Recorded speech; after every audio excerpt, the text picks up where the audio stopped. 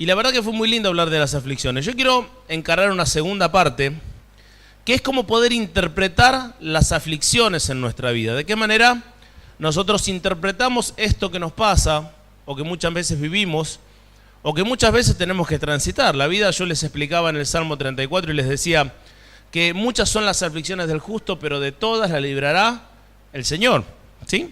¿Por qué sucede esto? Porque nosotros, tanto como usted o como yo, estamos en este mundo y vivimos aflicciones. Es algo real que usted va a vivir, es algo real que le va a suceder. No es que porque usted recibe al Señor, las aflicciones se van de su vida y todo es un caminito y color de rosa. Y nada más va a suceder y todo va a estar bien, como dice el tema. Sino que sabemos y entendemos de que van a haber aflicciones. Ahora, lo que yo le quiero poder traer a memoria es cómo interpretar esta aflicción y cuáles son las personas que pasan por la aflicción y cuáles no, ¿sí? Yo recién le dije que todos pasamos por la aflicción. Dice, entonces estoy haciendo es como una redundancia, porque estoy diciendo que uno no pasa, pero otro sí. Hay personas que no pasan por la aflicción, pero indirectamente sí pasan por la aflicción. Quizás usted me pregunta, ¿cómo es esto? Ya lo vamos a ver. Quizás usted me dice, yo estoy pasando por la aflicción, pero me entregué completamente al Señor. E igualmente me está sucediendo esto. ¿Cómo puede ser posible? Eso también yo quiero explicárselo hoy. Quiero también explicarle qué quiere decir el hecho de afrontar una aflicción. ¿Qué es lo que debilita en mi vida? ¿Qué es lo que fortalece en mi vida? ¿Por qué sucede esto? O sea, yo quiero enseñarle hoy el motivo y la circunstancia de la aflicción. No es simplemente decir, bueno, me pasó esto y me pasó esto y tengo que vivir con esto porque otra no me queda. O quizás para alguno que todavía no conoce la gracia y la misericordia de Dios y dice, yo camino por esta vida tranquilo, no me pasa nada. A veces voy a la iglesia y me pasan más cosas, por eso mejor me quedo fuera de la iglesia. ¿Por qué a esas personas les suceden estas cosas? Y eso es lo que yo quiero que usted aprenda hoy, no solamente para su vida, sino que cuando usted vea al vecino que le va bien, pero no viene a la iglesia, usted sepa y diga, ah, por esto le pasa esto. ¿Estamos de acuerdo? Para que tampoco crezca en su corazón dudas, que haya como una especie de oscuridad frente a la aflicción o frente a las problemáticas que nosotros tenemos. Así que yo le quiero hacer esta prédica, o quiero colocar esta prédica en tres aristas diferentes y tres grupos de personas diferentes. El primer grupo de personas, que es la corrección que hace el Señor con sus hijos. Si usted tiene para anotarlo, anota, si no se lo acuerda, o si el hermano Jan después lo puede colocar. La corrección que hace el Señor con sus hijos, como punto número 1. Como punto número 2, la calamidad o la ira que viene sobre los pecadores no arrepentidos.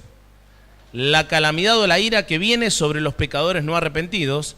Y como punto número 3, central de la prédica, las circunstancias por las consecuencias de los pecados pasados. Punto número 3, las circunstancias por las consecuencias de los pecados pasados. ¿Estamos de acuerdo? Son tres aristas fundamentales que yo quiero que usted interprete e identifique claramente.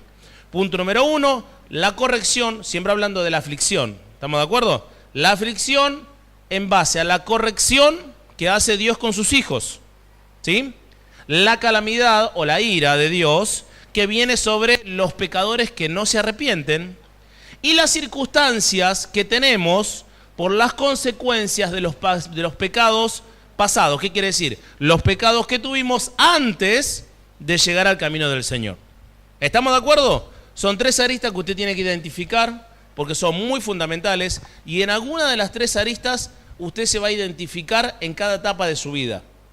En cada parte de su vida usted va a decir, bueno, en este momento estoy viviendo como un pecador no arrepentido y vivo la calamidad de esta manera.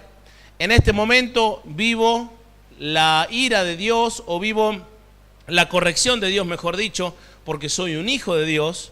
O en este momento estoy viviendo la consecuencia de mi pecado. Son tres aristas que usted tiene que identificar. Por eso, vamos a comenzar por la primera arista muy importante, que es la corrección que el Señor hace con sus hijos. Y yo quiero que usted busque el libro de Hebreos, capítulo 12, versículo 5, y juntos lo podamos leer. Ahí en su Biblia, Hebreos 12, 5.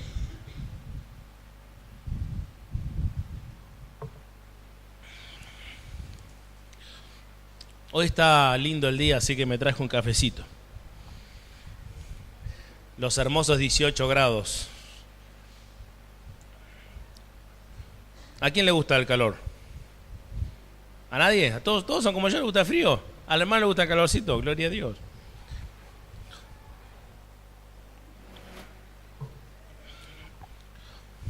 Me saca tomando el cafecito. Gloria al Señor. Después no va a tener autoridad esa palabra, hermano. Bueno, Hebreos 12:5. Amén, ¿estamos todos? Sí, este texto se lo hice esperar un poquito para que lo podamos ver. Después los otros textos lo vamos a hacer con mucho más velocidad. El hermano va a estar ahí poniendo acá para que podamos entender. Hebreos 12:5. Y habéis ya olvidado la exhortación que como a hijos se os dirige, diciendo: Hijo mío, no menospreciéis la disciplina del Señor, ni desmayes cuando eres reprendido por Él. Porque el Señor al que ama disciplina y azota a todo el que recibe por hijo. Si soportáis la disciplina, Dios os trata como a hijos, porque ¿qué hijo es aquel a quien el Padre no disciplina? Porque si os deja sin disciplina, de la cual todos han sido participantes, entonces sois bastardos y no hijos. Primeramente, el punto fundamental que usted tiene que entender, que el Señor lo va a corregir si usted es un hijo. Sí o sí le va a pasar. A mí me encantaría que alguno de nosotros o alguno de ustedes levante la mano, el que tiene hijos, y diga: yo nunca lo tuve que corregir a mi hijo porque mi hijo nació perfecto y se fue de casa perfecto. Es imposible, ¿no es cierto?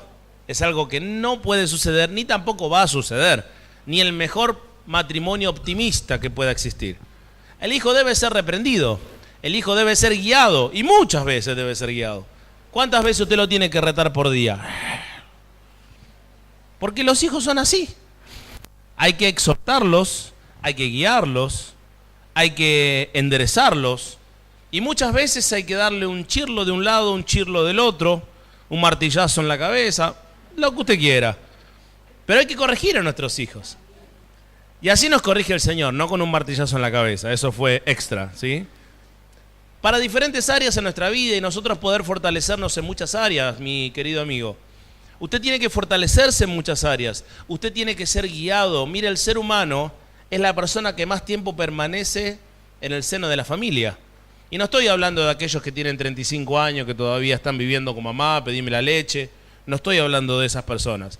Si usted tiene más o menos un panorama en base a lo que el niño vive, un niño puede realmente manejarse solo. A partir de los 19 años, 20 años puede ir a trabajar, puede empezar a manejarse solo en todas las áreas. No estoy hablando que no puede trabajar a los 14, no estoy hablando que no puede trabajar a los 15. Pero usted, por ejemplo, a comparación de un gatito, usted sabe que tiene el gatito, a los 6 meses ya tiene cría, ya el gatito ya tiene cría. O sea, no hay comparación entre lo que es el humano y lo que es cualquier otro animal. ¿Estamos de acuerdo? Por ese motivo el Señor nos tiene que corregir, nos tiene que guiar, nos tiene que dar parámetros para poder seguir, y usted debe ser aprendido en varias áreas de su vida. Uno de ellos es el fortalecimiento de la fe.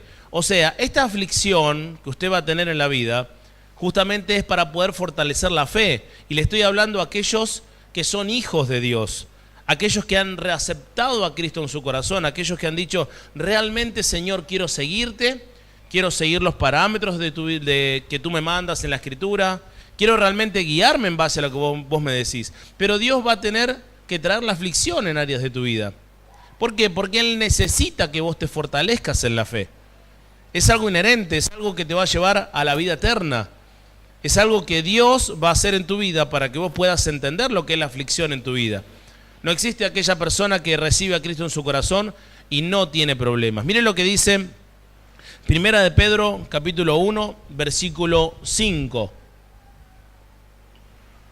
Primera de Pedro, capítulo 1, versículo 5. Dice: que sois guardados por el poder de Dios mediante la fe, para alcanzar salvación que está preparada para ser manifestada en el tiempo postrero, en el cual vosotros os alegráis aunque ahora por un poco de tiempo, escuche bien, si es necesario, tengáis que ser afligidos en diversas pruebas, para que sometida a prueba vuestra fe, mucho más preciosa que el oro, el cual, aunque perecedero, se prueba con fuego, sea hallada en alabanza, gloria y honra cuando sea manifestado Jesucristo, a quien amáis sin haberle visto, en quien creyendo, aunque ahora no lo veáis, os alegráis con gozo inefable y glorioso, obteniendo el fin de vuestra fe, que es la salvación de vuestras almas. Cuando nosotros cosechamos y fortalecemos nuestra fe, ¿qué es lo que sucede en nuestra vida? Tenemos ese regalo glorioso que es la salvación de nuestras almas. Por eso muchas veces para la persona que es hijo va a pasar por la tribulación, como dice el apóstol, si es necesario tengáis que ser afligidos en diversas pruebas. Esas pruebas son las aflicciones que van a fortalecer tu fe. Esas pruebas van a ser las circunstancias que van a hacer que te agarres del Señor y que nunca más quieras dejarlo. También vas a estar fortalecido en tu carácter. Santiago capítulo 1, versículo 2, dice lo siguiente: para ser fortalecido en nuestro carácter, no solamente fortalecido en nuestra fe, sino ser fortalecidos en nuestro carácter. Dice Santiago 1, capítulo 2, hermanos míos, tened por sumo gozo cuando halléis en diversas pruebas, sabiendo que la prueba de vuestra fe produce paciencia. Mas tenga la paciencia su obra completa, para que seáis perfectos y cabales, sin que os falte cosa alguna. Por eso, lo primero que hace el Señor en la prueba y en la circunstancia es fortalecer tu fe. También hace que vos fortalezcas tu carácter, porque lo forma, lo moldea. El Señor quiere que vos tengas un carácter conforme a Cristo. Por eso necesita que vos pases por tribulación. Porque si no pasás por tribulación, es imposible que tengas templanza al momento de que tenés que pagar deudas, que tengas templanza al momento que alguien te diga algo malo.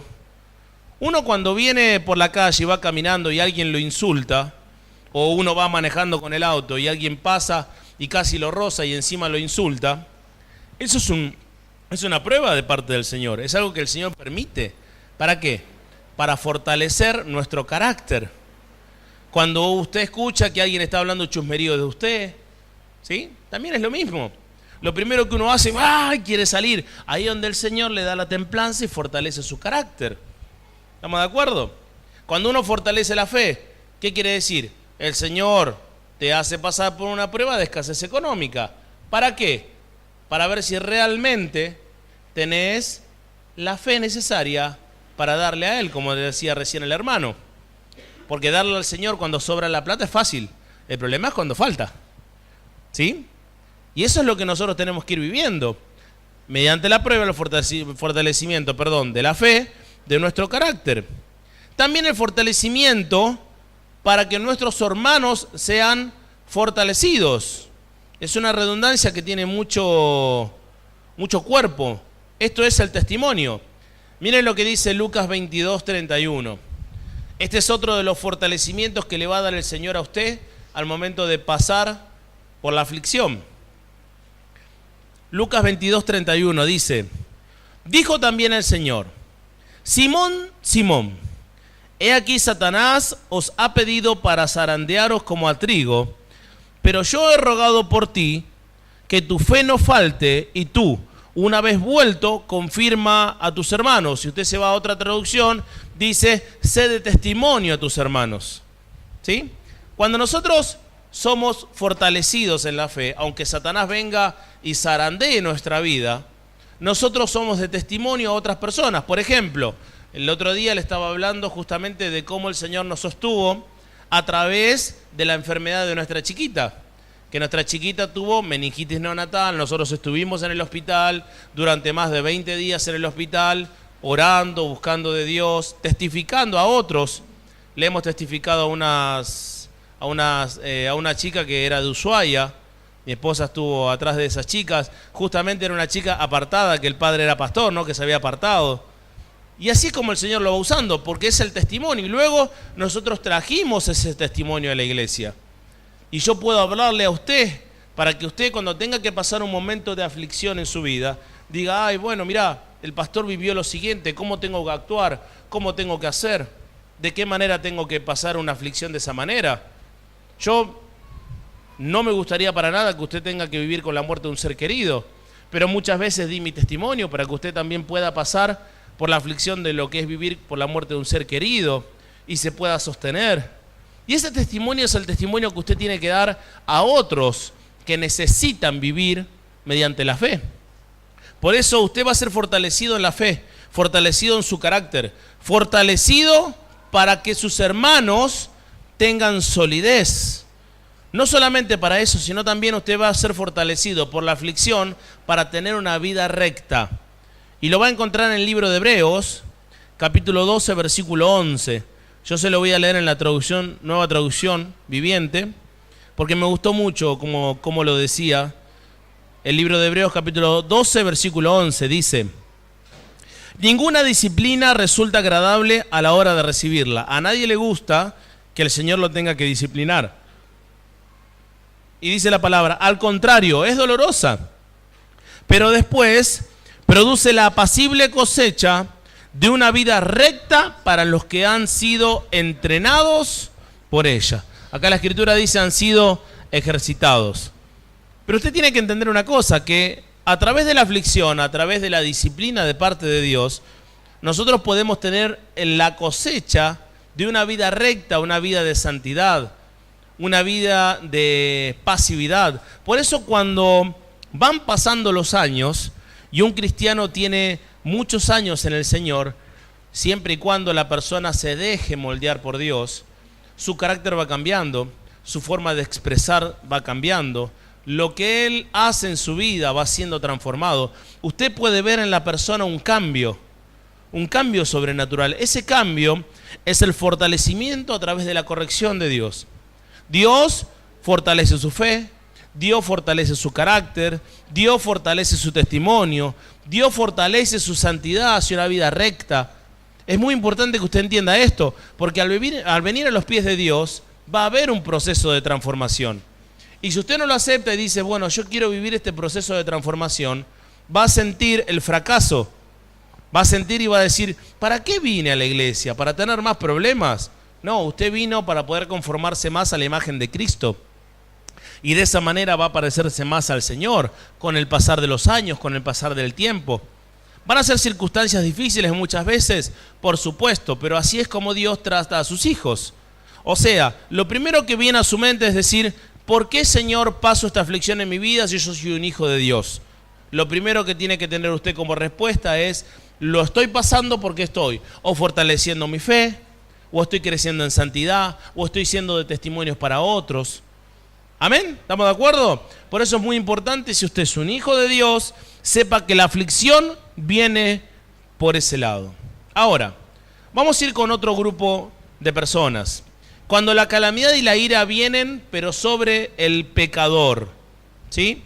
Que dentro de estos pecadores vamos a encontrar varias áreas también. Aquellos que son incrédulos y aquellos que son creyentes, pero no viven conforme a la palabra. Se lo voy a repetir otra vez. Cuando la aflicción viene a la vida de una persona que es pecadora, pero es un incrédulo, o sea, no cree en Dios, o una persona que cree en Dios, pero no vive bajo la voluntad de Dios. ¿Estamos de acuerdo? Busque por favor el libro de Job 36:13. Dice: los incrédulos están llenos de resentimiento. El hermano quizás lo puede poner, porque quizás lo dije muy rápido. Job 36:13. Bueno, no encontró el libro de Job. Si usted lo encuentra, sígueme. Los incrédulos están llenos de resentimiento. Aun cuando Dios los castiga, se niegan a pedirle auxilio. Y la Escritura dice, en Reina Valera, cuando clamaren, cuando Él los atare. O sea, que no le piden auxilio a Dios a pesar de estar viviendo en aflicción. ¿Por qué? Porque no reconocen a Dios. Cuando uno no quiere reconocer a Dios, vive la aflicción, pero sin pedir auxilio. No hay auxilio que valga. ¿Por qué? Porque la persona es totalmente incrédula. Y miren lo que le va a pasar a estas personas. El Salmo 10:4 dice: el malo, por la altivez de su rostro, no busca a Dios. No hay Dios en ninguno de sus pensamientos. Sus caminos son torcidos en todo tiempo. Tus juicios los tiene muy lejos de su vista. A todos sus adversarios desprecia. Dice en su corazón: no seré movido jamás. Nunca me alcanzará el infortunio.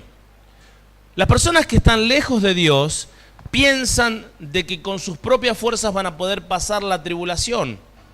Piensan que con sus propias fuerzas van a poder luchar contra un hipotético Dios. Por ese motivo, cuando una persona tiene aflicción en su vida y no pide auxilio a Dios, no puede crecer en fe, no puede ser fortalecido, no puede estar bajo la dirección de Dios y no puede crecer en santidad, porque no pide auxilio al Dios. Que otra me dice: pero yo le pido auxilio todos los días. Gloria al Señor por ello. Pero parezco un debilucho, parezco que todo el día le estoy mangueando a Dios. No, justamente es al contrario. Nosotros cuando le pedimos a Dios, Dios trata en su vida y hace de que su vida empiece a ser transformada a través de la dependencia a Dios. Justamente cuando usted no pide auxilio, es cuando se convierte y entra dentro de este contexto de personas pecadoras que no creen en Dios. ¿Estamos de acuerdo? Usted quizás dice: yo soy pecador. Perfecto. Al igual que yo y al igual que todos. Pero no queremos vivir en pecado. Pero hay otras personas que sí viven en pecado, aunque se dicen llamar cristianos. Estas personas van a vivir la calamidad de otra manera, no al igual que estas personas que son incrédulas. Por eso hay creyentes hipócritas, que el libro de Amós nos dice, en el capítulo 9, versículo 10, a espada morirán todos los pecadores de mi pueblo, que dicen: no se acercará ni nos alcanzará el mal. Miren, hay muchas personas que viven el evangelio y creen que pueden estar fuera del evangelio de Dios y no les pasa nada. ¿Y qué es lo que dicen en su corazón? Bueno, yo soy un hijo. Miren la interpretación, Yo soy un hijo porque recibí a Cristo, entre comillas, ¿no? Cometí pecado y no me pasó nada. Cometí esto y no me pasó nada. Cometí esto y no me pasó nada. Entonces quiere decir que está todo bien, que no me va a pasar nada. Es lo que dice Amós, porque Amós, como le dije recién, a espada morirán todos los pecadores de mi pueblo, que dicen: no se acercará ni nos alcanzará el mal. De un momento para otro vendrá el problema repentino. Ese problema repentino va a caer sobre la persona, aquella que vive fuera de la voluntad de Dios, aunque haya recibido al Señor. Y no va a ser para ser formado en el Señor, para ser fortalecido en la fe, para poder crecer en santidad. No, muy por el contrario. Va a ser para que la calamidad llegue a su vida y encuentre la muerte. Usted fíjese que para una persona que quiere vivir bajo los parámetros de Dios, va a venir la corrección. Usted, por ejemplo, agarra a su hijo y se hace una macana, no lo va a matar. No, le va a dar un chirlo. ¿Estamos de acuerdo? Ese chirlo va a ser para poder corregirlo. Si usted agarra a su hijo y lo mata, es algo completamente diferente a la corrección. Es algo que no entra dentro de ningún parámetro. ¿Sí? No estoy diciendo que usted, aunque no sea su hijo, lo matará, pero estoy tratando de darle un ejemplo para que pueda comprender lo que hace Dios con aquellas personas que se hacen llamar hijos, pero que viven su propia vida de pecaminosidad, que no quieren doblegarse ante la voluntad de Dios. Por eso, la calamidad y la ira vienen sobre esos pecadores. Miren, Romanos 1:18, ese sí búsquelo. Romanos 1:18. Es un texto muy conocido, pero aquellas personas que quieren vivir bajo la ira, bajo la voluntad del pecado suyo propio, Dios opera de una manera muy particular. Y es una aflicción muy particular. Esta aflicción es una aflicción en donde es muy difícil salir de esta aflicción. Miren ustedes lo que dice Romanos 1:18. Dice, y fíjese bien lo que dice el primer texto, es muy importante. Porque la ira de Dios, acá estamos hablando de la ira de Dios, ¿sí? Estamos hablando de que Dios está derramando su ira a todo este concepto que vamos a hablar ahora. Porque la ira de Dios se revela desde el cielo contra toda impiedad e injusticia de los hombres que detienen con injusticia la verdad. Porque lo que de Dios se conoce les es manifiesto, pues Dios se los manifestó. Porque las cosas invisibles de Él, su eterno poder y deidad, se hacen claramente visibles desde la creación del mundo, siendo entendidas por medio de las cosas hechas, de modo que no tienen excusa. Y este versículo 21 habla de esta gente. Pues habiendo conocido a Dios, no le glorificaron como a Dios, ni le dieron gracias, sino que se envanecieron en sus razonamientos y su necio corazón fue entenebrecido. Las personas que conocen a Dios, pero niegan la voluntad de Dios, ¿cuál es la peor ira de parte de Dios? ¿Que venga un fuego del cielo y los consuma? No, que su corazón sea entenebrecido. ¿Por qué? Porque el corazón de ellos, al ser entenebrecidos, ellos no pueden encontrar la salvación. El peor castigo para el ser humano, ¿cuál es? No es morir acá en la tierra, ni tener poca plata, ¿sí? Ni salir con, no sé, con una pata menos, no sé, o tener 3 ojos. Eso no es una maldición. La peor maldición de todas es que usted termine su vida y se vaya al infierno, porque va a vivir una vida y una eternidad apartado de Dios, en donde el gusano nunca muere y el fuego nunca se consume. ¿Estamos de acuerdo? O sea, la peor maldición que puede existir sobre tu vida es que tu corazón sea entenebrecido. O sea, que Dios haga de que vos no creas. Es así. Y quizás uno dice, pero ¿cómo puede ser eso posible? Uno cuando conoce a Dios, pero niega a Dios 1 vez, 2 veces, 3 veces, ¿Dios qué hace? Perfecto, ¿no querés creer? A tu vida la voy a tratar normal, no va a pasar nada del mundo. No va a pasar nada que vos creas que no te está pasando nada, pero sí te está pasando mucho. Miren, hace poquito yo escuché un testimonio de un papá que se había apartado de la iglesia y vino y me confesó algo. Me dice, ¿sabés qué dolor que me causó el otro día? Porque uno de mis hijos me dijo directamente que no cree en Dios. Y yo intenté explicarle, y él no cree en Dios, él es ateo, no cree en Dios, no confía en Dios. Él me dijo directamente en mi cara, papá, no creo en Dios y todo eso que vos decís. Imagínense para un padre, conociendo la palabra y sabiendo de que existe un infierno, que su mismo hijo sabe que si mañana pierde la vida, va a estar toda la vida, toda la eternidad, en una perdición absoluta del infierno. Eso, si no es una maldición, no sé en dónde están las maldiciones. ¿Sí? O sea, la ira de Dios por la desobediencia de personas que escucharon a Dios, vieron la creación, le hablaron del Señor, vieron los milagros de Dios, lo que Dios ha hecho en sus vidas, lo que Dios ha transformado. No aceptaron la corrección del Todopoderoso, al contrario, se rebelaron. Y al rebelarse, ¿Dios qué hace? Como dice la palabra, su necio corazón fue entenebrecido. Por eso, el fin de ellos es el infierno. Eso es la peor maldición. Por eso la aflicción debe ser aceptada. Y uno debe arrepentirse mediante lo que Dios quiere hacer en tu vida. Mira, estabas leyendo recién el 21, andate hasta el 32. Romanos 1:32, que es un poquito más adelante. Para no leer todo el texto y te vas a la conclusión. Mira lo que dice. Quienes habiendo entendido el juicio de Dios, que los que practican tales cosas son dignos de muerte, no solo las hacen, sino que también se complacen con los que la practican. ¿Se entiende? A quienes habiendo entendido el juicio de Dios, aquellos que entendieron lo que Dios iba a hacer, aquellos que comprendieron la palabra, aquellos que quisieron vivir bajo el Evangelio, pero ¿qué hicieron? Se apartaron y vivieron una vida de pecaminosidad, hasta que llegó un punto en donde igualmente se rebelaron ante Dios. Bueno, ¿Dios qué hace? Agarra su corazón y los pone en tinieblas. Y al agarrar el corazón y ponerlo en tinieblas, la persona ya no cree. O cree en cualquier mentira. Empieza a pensar de que uno puede ser salvo por obras, que uno puede ser salvo porque asiste a una iglesia, que uno es salvo simplemente porque enhebra algunas frases en oración algunos días. y empiezan a vivir una vida mentirosa, una vida en donde realmente no encuentran salvación. ¿Sí? Por eso hay tantas iglesias que predican cualquier cosa y hablan cualquier cosa y está llena de gente. Porque hay muchas personas que tienen el corazón entenebrecido, están cegados de la verdad. No comprenden la gracia, no comprenden la misericordia, no comprenden la redención. ¿Se entiende? Gloria a Dios.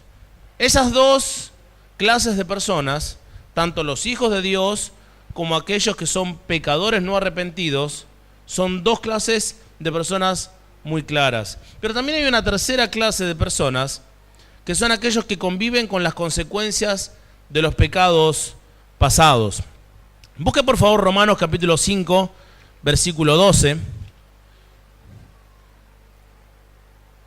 Que estos son personas que han entregado su corazón a Dios, quieren vivir bajo la voluntad del Señor, pero no están entendiendo por qué tienen estas aflicciones en la vida.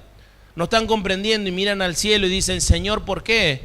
¿O por qué motivo me está pasando esto a mí?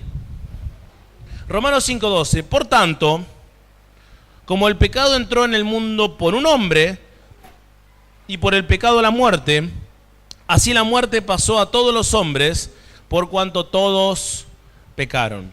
Hay algo muy real que usted tiene que vivir y usted tiene que afrontar.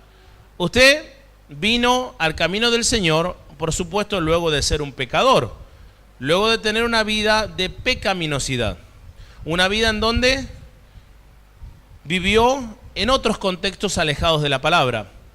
Y yo le voy a dar algunos ejemplos que yo pude leer un poquito, y se los voy a leer. Miren, este es el ejemplo que le quiero comentar. Hay varios ejemplos, pero le quiero comentar algunos de ellos.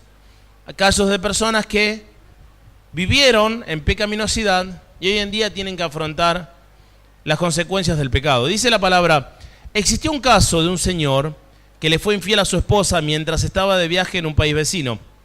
Fruto de esta aventura adúltera, este señor engendró una niña que fue criada por su madre hasta que se convirtió en una mujer adulta. Ella se llamaba Paula. Un día, el hijo legítimo de este señor, Jorge Jr., decidió viajar para trabajar justamente en ese país en donde su padre tuvo su aventura 24 años antes. En su nuevo trabajo, Jorge Jr. tuvo la mala suerte de conocer a Paula. Por supuesto que ambos desconocían que eran hermanos. Con el correr del tiempo, el hijo le escribe a su padre para contarle de su amorío y pasados 2 años le anuncia su próximo matrimonio con Paula, en donde Jorge Padre le otorga su bendición, porque Jorge Padre se estaba congregando en una iglesia y era un asiduo líder en la iglesia. A los pocos meses de contraer matrimonio, Paula quedó embarazada de José y llenos de ilusión, ambos esperan el día del parto.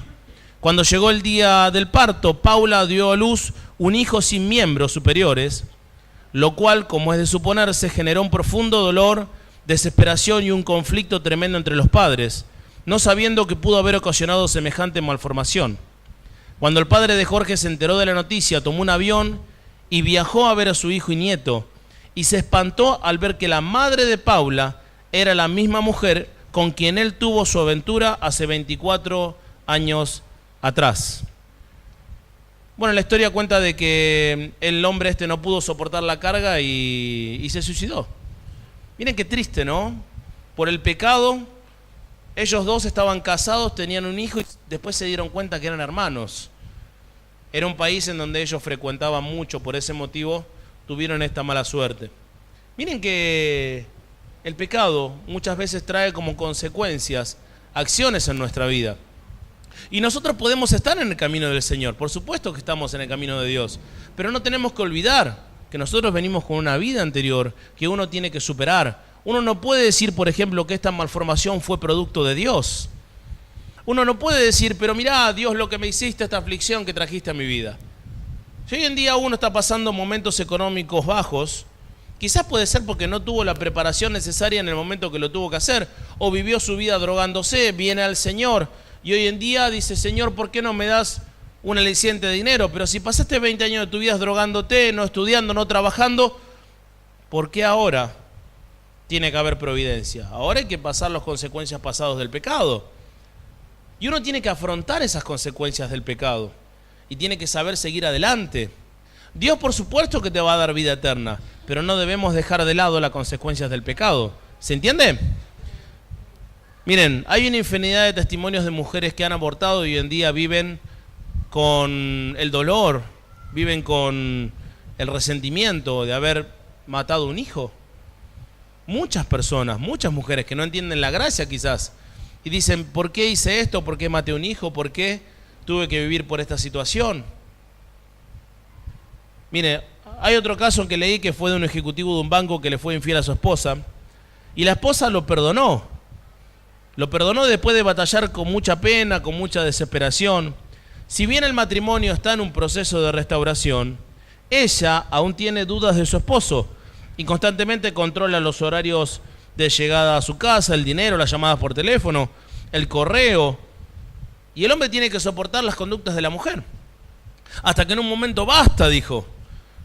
Te estás matando de celos, no puede ser de que me agobies la vida de esta manera. El hombre no pudo entender de que las consecuencias de su pecado produjeron en su mujer una etapa de celos tan fuertes.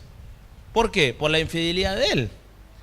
Y esto produjo de que él no pueda seguir sosteniendo el matrimonio. Por supuesto, después de consejería pudieron seguir adelante y están restaurando su matrimonio, pero hay una realidad que hay que vivir, que son las consecuencias del pecado. Uno no puede dejar de lado las consecuencias del pecado y ponerse como víctima delante de Dios. Uno tiene que afrontar estas consecuencias y tiene que vivirlas. Miren, había la historia de un muchacho que fue despedido de una empresa industrial, una empresa muy linda. Años después se convirtió en cristiano y cuando quiso ir a buscar otro trabajo en otra empresa industrial en base a su currículum, justo le tocó un jefe el cual había sido el que lo despidió de su antiguo trabajo anterior. Y eso produjo de que no pueda tener un rédito económico muy importante. Eso no fue una maldición de parte de Dios. No fue una aflicción de parte de Dios. Usted tiene que entender cuáles son las diferencias entre las aflicciones para poder fortalecer su fe, para poder guiarlo a usted en santidad, para poder formarlo, a la diferencia de vivir la consecuencia de un pecado. Porque una cosa es vivir la consecuencia de un pecado y otra cosa muy diferente es que el Señor lo lleve por una senda en donde está fortaleciendo su fe, está guiando su vida para que usted pueda hacer de testimonio a otras personas. ¿Estamos de acuerdo? Hay diferencias muy grandes y no tiene que confundir ningún cristiano el proceso de fortalecimiento que Dios da a un hijo de Dios al proceso que usted tiene que pasar por las consecuencias del pecado. Y eso es algo que los cristianos muchas veces no identifican y los cristianos muchas veces no logran diferenciar y toman todo como si fuera problemáticas venidas de Dios. O quizás uno dice, bueno, Dios quizás no me está proveyendo hoy porque está fortaleciendo mi fe para tener más fe en lo que doy. Y quizás no es así. Quizás uno tiene que vivir por las consecuencias de lo que ha vivido. Y tiene que aguardar. Y tiene que orar. Lo que sí sé es que usted se sostiene del Salmo 34, que recién leí al principio. Muchas son las aflicciones, pero de todas la librará Jehová. Dios lo va a librar. Dios lo va a hacer salir de esa aflicción. Pero no tiene que mezclar lo que es el crecimiento a lo que es conforme a una equivocación por pecados pasados. ¿Se entiende? ¿Se entiende o no se entiende? Miren, no olvide, mi amigo querido, los pecados que hicieron Adán y que hizo Eva. ¿Eso qué condujo? A la perdición que hoy en día nosotros vivimos. Y uno quizás le echa la culpa a Adán, le echa la culpa a Eva. Pero si usted lo hubieran puesto en el jardín del Edén, hubiera hecho lo mismo. Por lo tanto, si ellos fueron desterrados de lo más hermoso que hubo, que fue el jardín del Edén, ¿por qué nosotros, si con el mismo grado de pecaminosidad no podemos sobrellevar las aflicciones que tenemos? Y muchas veces vivimos desahuciados, vivimos echándole la culpa a Dios y vivimos diciendo que no somos bendecidos por Dios, porque Dios no mira nuestra vida con buenos ojos. Y eso no es así. Dios lo ama a usted. Dios lo ama y lo va a hacer sobrellevar mediante toda aflicción. Pero no confunda una aflicción que usted ha producido en base a un pasado de pecaminosidad con un fortalecimiento en lo que Dios quiere hacer en su vida. Hay una realidad y una verdad que usted tiene que vivir. Dice el libro de Isaías capítulo 1 versículo 16: Lavaos y limpiaos, quitad toda la iniquidad de vuestras obras delante de mis ojos. Dejad de hacer lo malo, aprender a hacer el bien, buscar el juicio, restituid el agravio, haced justicia al huérfano, amparad a la viuda. Venid luego, dice Jehová, y estemos a cuenta. Si vuestros pecados fueren como la grana, como la nieve serán emblanquecidos. Si fueren rojos como el carmesí, vendrán a ser como blanca lana.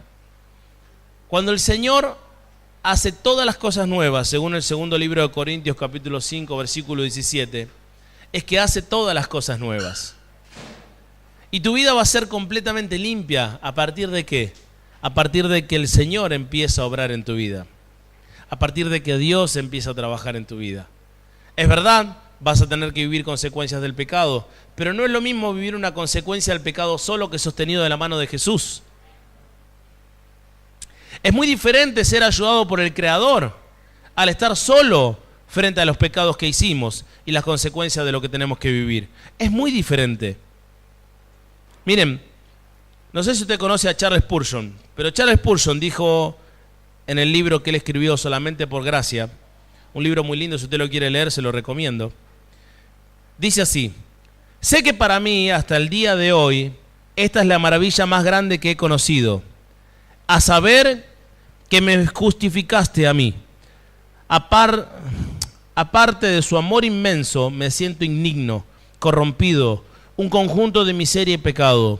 No obstante, sé que por certeza plena, que por fe soy justificado mediante los méritos de Cristo, y tratado como si fuera perfectamente justo, hecho heredero de Dios y coheredero de Cristo, todo a pesar de corresponderme por naturaleza en lugar del primero de los pecadores.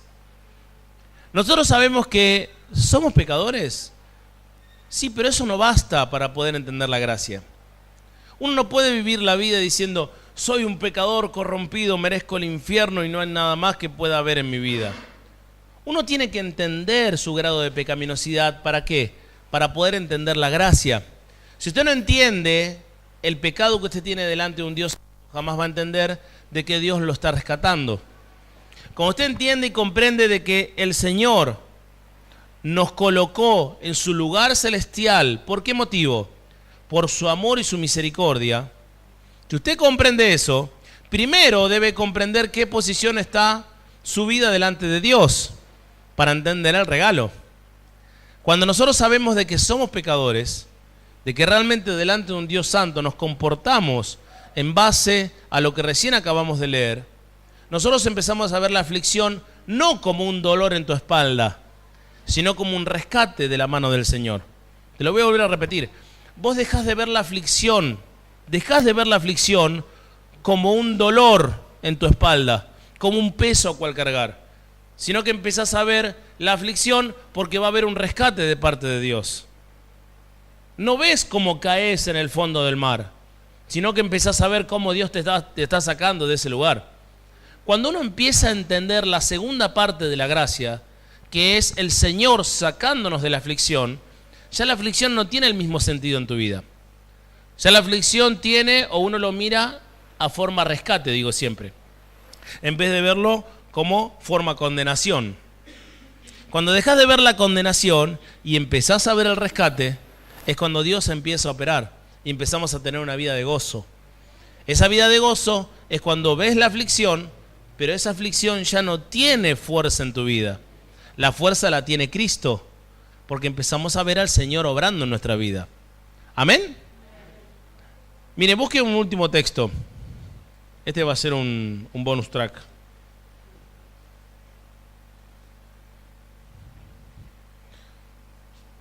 Váyase al libro de 2 de Corintios, que le quiero mostrar. Mientras el hermano nos pone ahí un una administración, una linda música.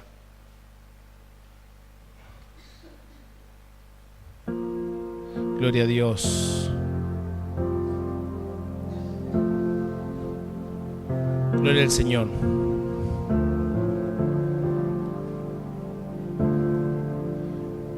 Segunda el libro de Corintios capítulo 5, versículo 17. De modo que si alguno está en Cristo, nueva criatura es. Las cosas viejas pasaron, he aquí todas son hechas nuevas. Hoy en día usted tiene la oportunidad de hacer su vida diferente, no solo su vida, sino que su familia sea diferente. Yo no digo que viva mirando atrás dando la vuelta y poder mirar atrás, porque se va a chocar cuando usted vaya manejando. Siempre si usted tiene que mirar algo atrás, que sea mirando a veces el espejo retrovisor, pero que sea para que usted deje lo que está atrás para ir a buscar lo que está adelante. Porque Dios no quiere que usted viva del pasado. Es más, Él ha borrado su pasado. Yo no quiero que usted se vaya de este lugar diciendo, bueno, cometí tal pecado, ahora tengo que vivir sí o sí como consecuencia de este pecado. No, yo quiero que vos digas lo siguiente: yo cometí este pecado y ahora aprendí a no cometerlo más. Aprendí a poder mirar hacia adelante, aprendí a tomarme de la palabra y entender de que todas las cosas deben ser hechas nuevas. Si vos viste y vivís de una familia en donde tenés padres separados, hubo violaciones, hubo robos, hubo drogadicción, hubo miseria, penumbra, todo eso el Señor dice que ha quedado atrás. Pero queda en vos el cambiar tu familia. Queda en vos el querer transformar lo que viene por delante. Si uno tiene que postrarse ante los pies de Jesús o ante los pies de la persona a la cual le tenés que pedir perdón y dejar ese orgullo de lado, eso es lo que va a cambiar tu futuro. Si no podés doblegar tu orgullo, ¿cómo vas a cambiar tu futuro? ¿Se entiende? Si no podés doblegarte a vos mismo, no podés doblegar tu voluntad a decir, necesito cambiar. Si uno no empieza por uno mismo a cambiar, ¿cómo es posible que Dios haga las cosas nuevas? Dios te dice en este libro de 2 de Corintios, yo hago todas las cosas nuevas. Escucha bien, y esto es muy importante. Dios dice, yo hago todas las cosas nuevas. ¿Pero vos querés que Él haga todas las cosas nuevas? ¿Vos realmente estás dispuesto a, no sé si alguna vez le pasó, por ejemplo, en el cuadernito de mi nena, a veces cuando se equivoca yo tengo que borrar y borrar y borrar y borrar, y ella vuelve a escribir, borra y vuelve a escribir. No sé si usted se da cuenta que llega un momento que el papel se empieza a romper, ¿no? Bueno, Dios tiene que borrar ese pasado, pero para poder borrar ese pasado, usted tiene que estar predispuesto. Y si usted vuelve a escribir errores, Él lo va a borrar y vuelve a borrar, vuelve a borrar. Va a llegar un momento que se va a romper el papel. No deje que se rompa el papel. Que el Señor borre una vez lo que ya vivió usted, pero deje que el Señor lo borre. Porque si no permite que eso pase, si usted no se entrega y dice, bueno, se entrega al borrador, como uno lo puede llegar a graficar, Dios nunca va a poder cambiar y escribir una nueva historia, escribir una nueva vida, un nuevo matrimonio, escribir una nueva esencia de trabajo, escribir nuevas bases morales en su familia, en sus hijos, en todo lo que usted planea de acá en adelante. Dios nunca va a poder hacer eso. Pero si usted no baja realmente su cabeza y dice, realmente quiero que Dios haga las cosas de vuelta, si no lo hace, nunca Dios lo va a hacer. Queda en nuestra predisposición que Dios lo cambie. ¿Se entiende? Ahí es donde Dios va a obrar. La consecuencia de los pecados pasados son aflicciones que han sucedido pasado, que han transformado una historia.